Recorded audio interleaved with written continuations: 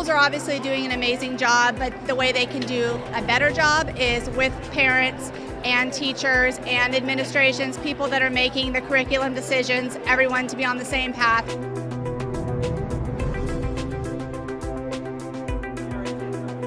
In all the efforts of the testings and the curriculums, it's forgotten that all children aren't standard, so they shouldn't all be taught in a standard manner. There's different paths in life, and I think it's important that all those be reflected in your curriculum.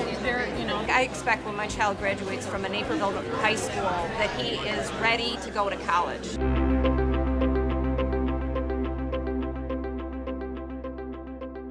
Benjamin Franklin once said, "An investment in knowledge pays the best interest." Our schools have been tasked as the bankers of education to make good on that investment. But in today's world, deciding where to best expend resources for the maximum profit can be a challenge.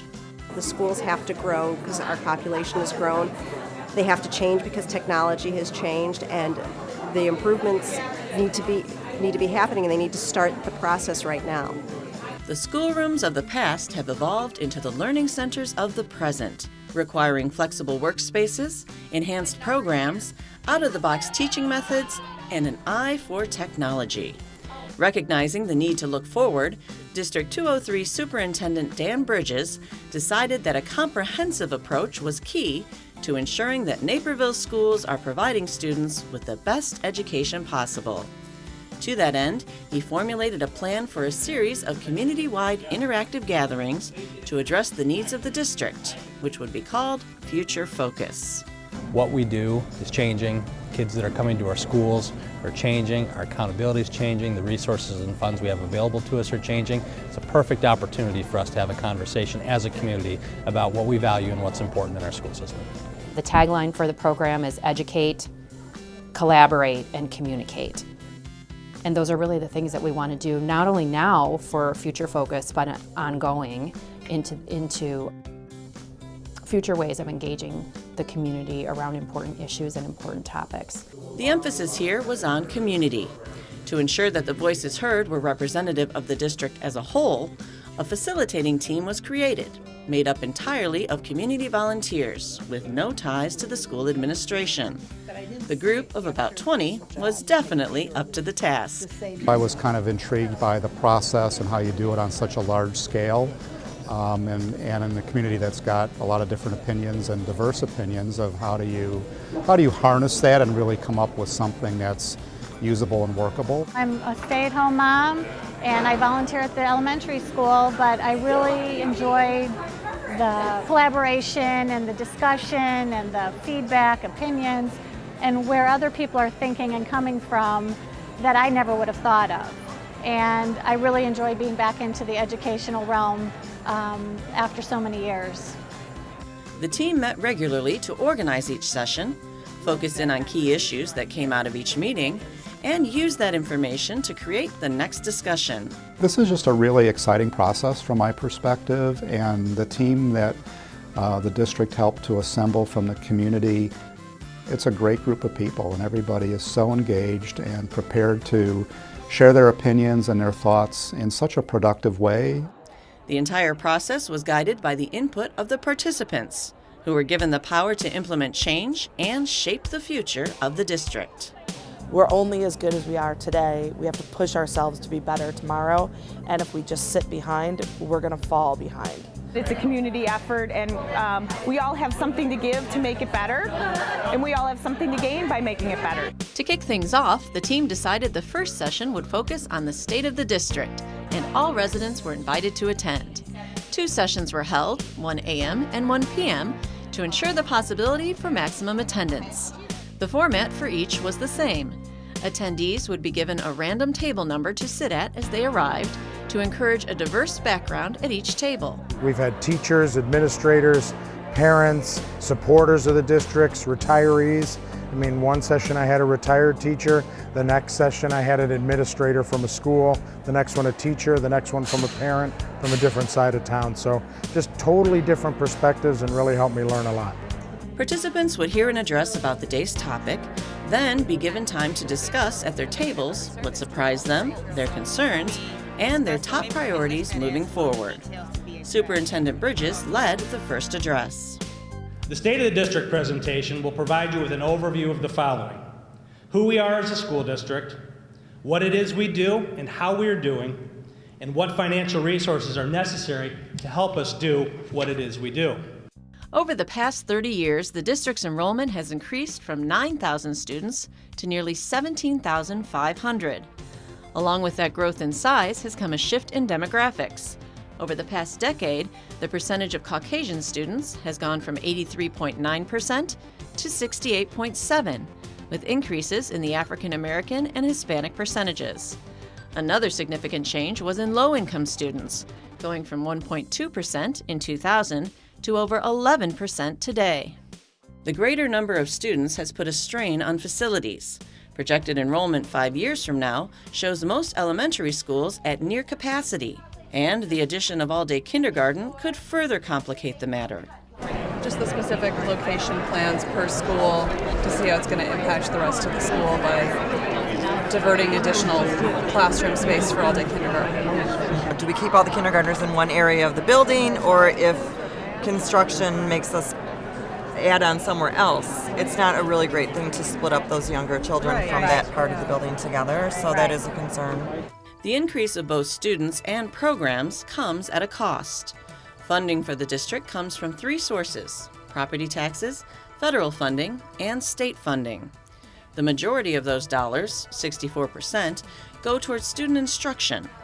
Compared to other similar districts, 203's per pupil expenditure falls right in the middle of the pack, though providing higher academic performance, showing that Naperville provides quite the bang for the buck when it comes to spending. Financial projections show the district has enough revenue to balance expenses through 2018. Though academic performance in District 203 in general is high, there have been some downward trends. Over the past 10 years, average scores in high school PSAE tests have steadily declined from 84% to 79%.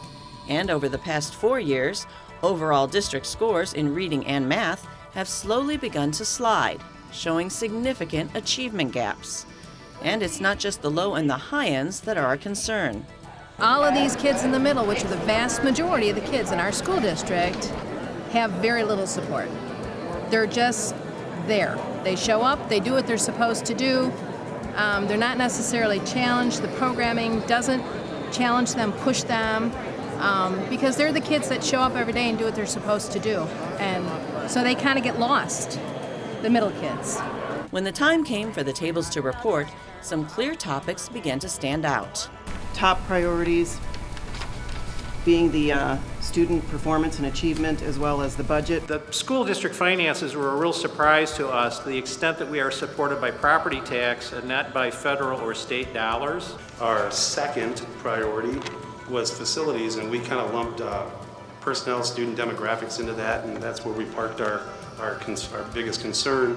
Facilitators and the superintendent held a post-session roundtable and noted some of the repeating themes that seemed to come up with the first forum: student success, bridging achievement gaps, addressing the social-emotional needs of the students, facilities, and finances. All tough topics to tackle, so they were broken up into separate future-focused sessions. The next natural step seemed to be to clarify exactly what residents thought qualified as success in the schools. Thus, the question leading Future Focus Session 2 became, how do you define success? So we're asking the community how they define success, finding out what criteria they look for in our students. Dan Bridges kicked off this session with a Think, Pair, Share activity, having participants quickly jot down how they define student success, then asking them to pair up to compare thoughts. He then shared the mission statement of District 203, encouraging all to reflect on how their constructs of success might fit in with the district's goals. Our mission is to educate students to be self-directed learners, collaborative workers, complex thinkers, quality producers, and community contributors. The state has their own parameters for student achievement, such as ACT, ISAT, and PSAE scores, the adequate yearly progress calculations, and soon a new measure, a redesigned report card for Illinois schools and districts. But is that the whole picture of what a successful student is? To get the audience's take, the group was given a deck of cards, each with a success indicator, along with a few that were blank. As a group, we are asking you to sort through this group of cards and rank the indicators and importance of how you define student success. These cards and their rankings were later used to create a Wordle, or word cloud, to show which indicators rose to the top. High in the rankings were college and career ready, demonstrated academic growth, demonstrated social-emotional growth, and collaborative worker. Interestingly, when the same task was given to high schoolers, the top choices were personal growth and goal setting, self-directed learner, and quality producer. The tables were then tasked to create a belief statement to determine their definition of success. The trick here was that it had to be worded as a tweet. Personal growth and goal setting applied with persistence can develop collaborative producers that are college and career ready. Even though we had kind of given a finite group of words to come up with belief statements and other things, people assembled those in very different ways. Even though there were some common themes, I think each of the belief statements were very unique. In the end, the groups came up with some insightful and impactful belief tweets. Our tweet is, resilient whole child equipped and eager for their next steps so they have a fulfilling life demonstrated by academic growth and social emotional health. Our tweet would be through rigorous focus on intellectual growth and affective development, students will become college and career ready. They then discussed different methods that could be used to assess and report student success. You're looking at long-term success, success after high school. A clear set of benchmarks, not just academic but socio-emotional benchmarks established in the beginning of a school year that can be tracked throughout the year. Reports from each table produced a wide range of new assessment methods to consider adding to the current feedback system. And the three recommendations were common core assessments to measure academic achievement and growth over time, to develop student portfolios to facilitate goal setting and self-reflection, which would be ongoing through K through 12, and to develop assessment for social and emotional growth. One way to measure success we thought would be to send out a survey to alums 4, 8, and 10 years after they graduated to collect data on post-high school personal growth, including college, career, and family. Number 1, enhance Infinite Campus to allow open communication between staff and parents and more personal feedback. Number 2, report to parents' social and emotional growth. And 3, use portfolios to assess and measure student performance. Now that the group had established a clearer set of guidelines for defining success, as well as some tools to measure them, the next question for session number 3 became, do our schools and programs present students with opportunity for the type of success that we defined last month? As we consider future demands, will our schools and programs continue to present all of our students with the opportunity for success? In this session, the participants were divided up a little differently, by grade. Tables were set up by either elementary, junior high, or high school, so that the discussions at each were focused around the same age group of student. To get the crowd thinking, Superintendent Bridges asked them to consider 3 questions. What 3 characteristics do you individually associate with successful schools? What 2 characteristics do you think will best describe successful schools as you look into the future? What 1 characteristic of successful schools do you think District 203 should focus on as it prepares for continuous success and improvement? Bridges then gave some factors for consideration within the table discussions when deciding how well the district is meeting the students' ability to achieve success. These included demographic shifts, the rise in low-income students, and the various programs provided along the course of a student's academic career. Keynote speaker Dr. Jennifer Hester then provided the crowd with what researchers have found to be the top 3 characteristics to creating successful schools. Ranking number 1 is the opportunity to learn. In this concept, all students, regardless of their performance ability, race, ethnicity, or social economic status, should have access to the same curriculum, the same instruction, and the same teachers. They should experience relevant and high-leverage content and this experience should embody the critical thinking and collaborative skills found in our mission and in our definition of success. Second was the personalization of schools, creating a culture and climate where students and families feel valued, where they know they are important to the school and have multiple opportunities to connect. And the third finding should come as no surprise. Research has long contended that teachers make a difference, and our experience in District 203 supports that research.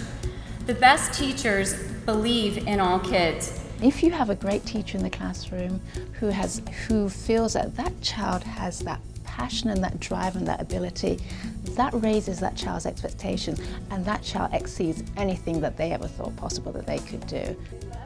Schools need to provide exceptional leaders with an eye toward what's coming down the line.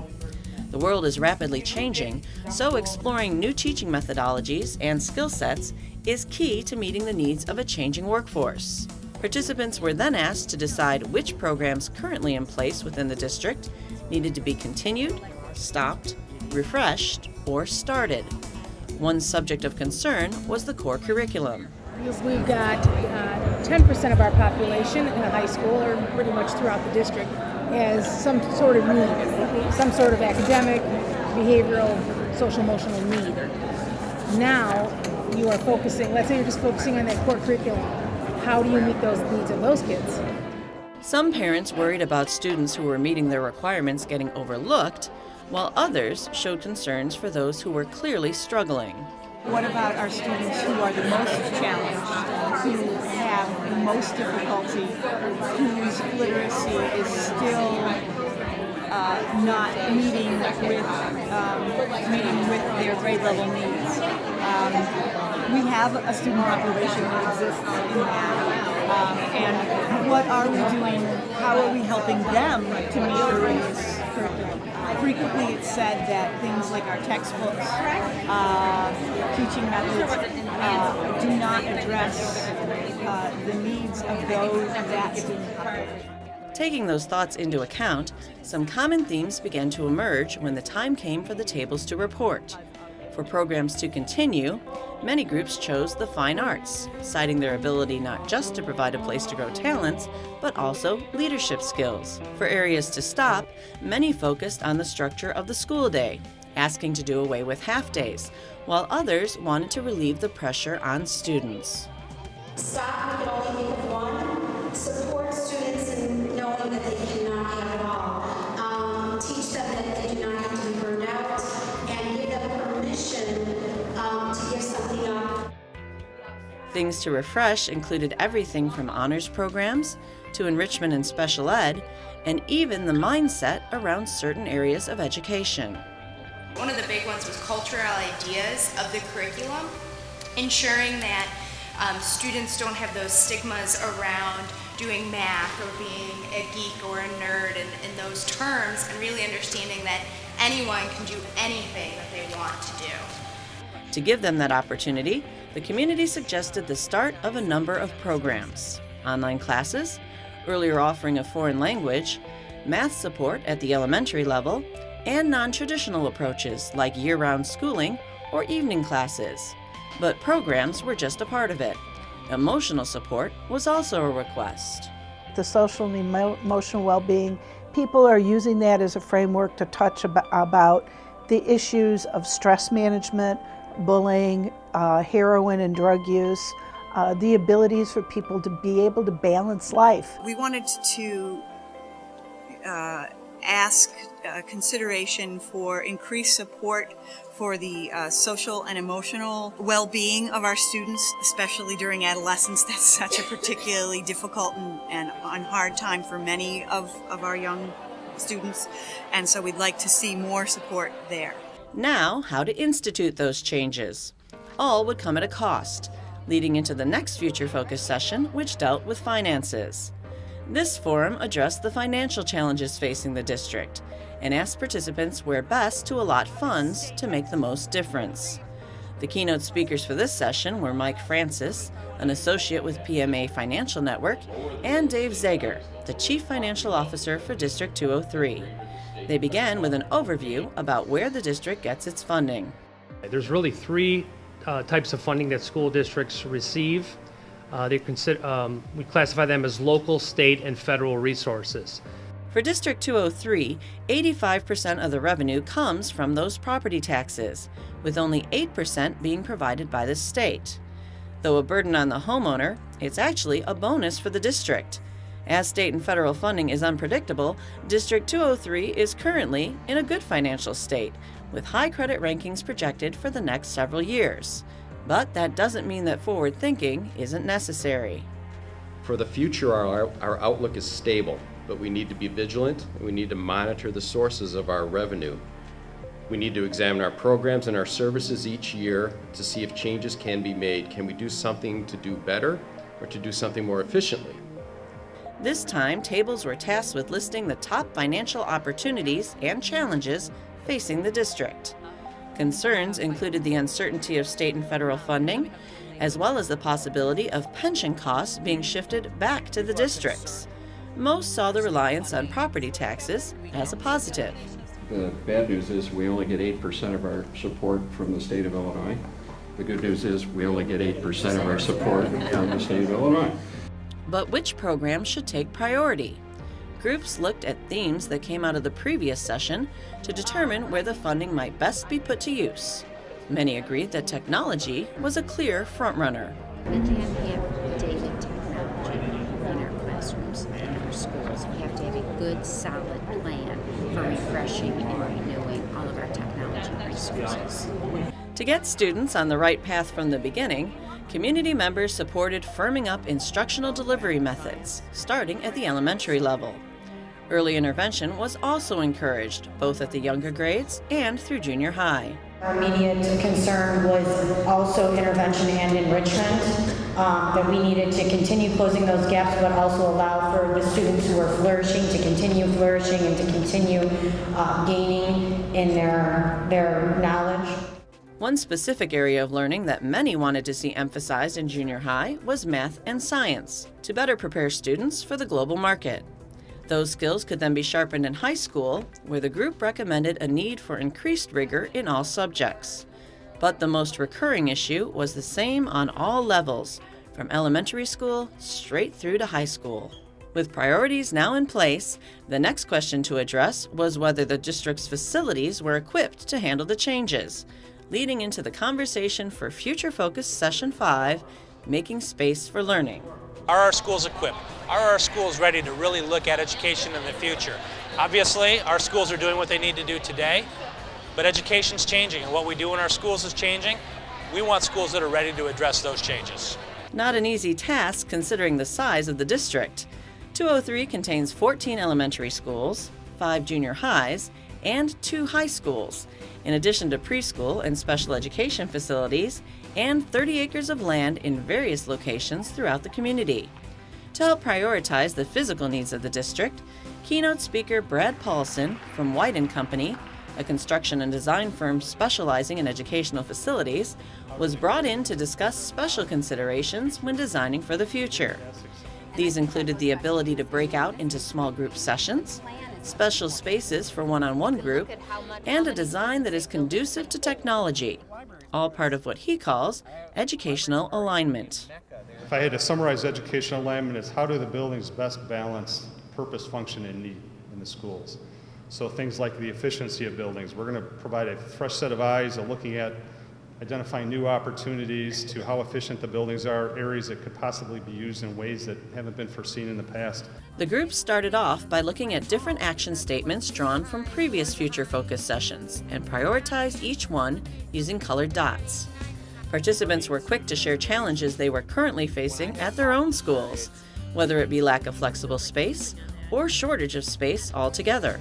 I'm at Elmwood Elementary. We were underused 2 years ago. They had many open classrooms, so they started with the redistricting. They added a lot of kids from Mill Street to our school. And then they also added Spanish language program, and now they also added all-day kindergarten. So now they're bursting at the seams. They weren't anticipating all of this. Other issues included a lack of consistency with security measures across all schools, as well as the need to take a look at how libraries could be utilized more effectively. I think that that's a space that can be changing. I don't think we can ever give up that story time and that love of books and sitting there, but I know that we do have a lot of flexible space in our LRC that was just redone a few years ago, and there was a lot of thought in how could we use this for collaborative workers and separate projects. When the time came for reports, it was clear that a top priority was addressing the impact of all-day kindergarten, an addition that, though welcome, seemed to be straining the facilities. Another top concern was to adequately support learning and changing expectations for the future. And yet another targeted a better division of the workroom. And our third green was to provide dedicated spaces for flexible instruction, small groups, and collaboration. We kind of looked at that as places for kids who need pull-out instruction that needs to be that definitely needs to be addressed, and it needs to be a high priority. Tables then reported on which facility issues were most in need of being addressed by the school board. Once again, several topics seemed to rise to the top. Our first priority was create appropriate space that supports technology's increasing role in student learning. Our second priority was create space, because we thought they went hand in hand, for student access and the use of online virtual and learning tools. Aside from technology, both special needs and music and arts programs were high on the list for making space. Facilitators now had a good set of guidelines recommended by the community to begin to shape a final plan to present to the Board of Education. To ensure that they didn't leave anything out, a final Future Focus session was scheduled to review the recommendations with the public.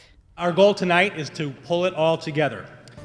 The last series of Future Focus sessions serves as a report back to you, our community, on what our facilitating team heard throughout the process and throughout all of our previous community engagement sessions. To begin, the co-chairs of the facilitating committee reviewed the statements of recommendation, which had been prepared based on the feedback from each session. Participants were pleased to discover that the district was in a strong place financially. There aren't any secrets. This is what's going on, and this is the money we have. Give us your input. What are your concerns? What would you like us to see new in the district? Finance got it. Finance got it. 4, Section 3, Finance. Yep, we got it. That was good. Seeing that the whole process of engaging the community in making these assessments had proven to be such a dominant theme throughout, the team added some recommendations for continuing this technique going forward. One of our goals was really to re-engage the community in thoughtful conversation, two-way communication, and collaboration, and I think we've far exceeded what I'd hoped we would ever do. I've been impressed and very thankful for the amount of community members who have participated in this process, and I'm thankful for all the wonderful ideas and suggestions they've brought to us. Those suggestions were carefully compiled and presented to the Board of Education. Once approved, Superintendent Bridges and his team could then go to work at making the community's ideas a reality. The Future Focus process, which lasted nearly a year, had proven to be a huge success to both participants and facilitators.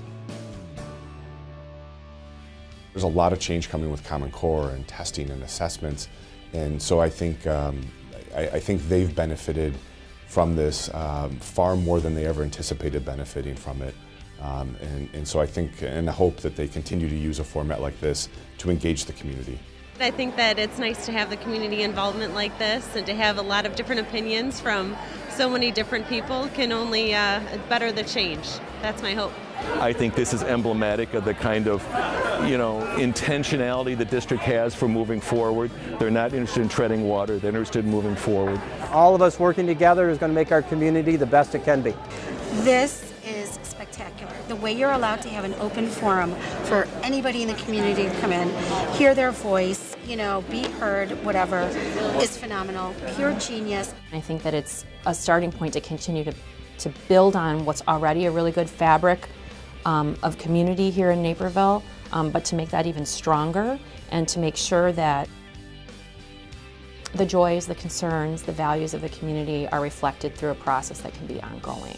Our community, we're involved in so many things, and we're all so busy, but when it comes to our kids and it comes to our staff, we really do have our priorities in order. We know what matters, And to be part of a district where that is so much a part of the culture and so much a part of the premise behind community engagement, it's really been a wonderful process to be a part of.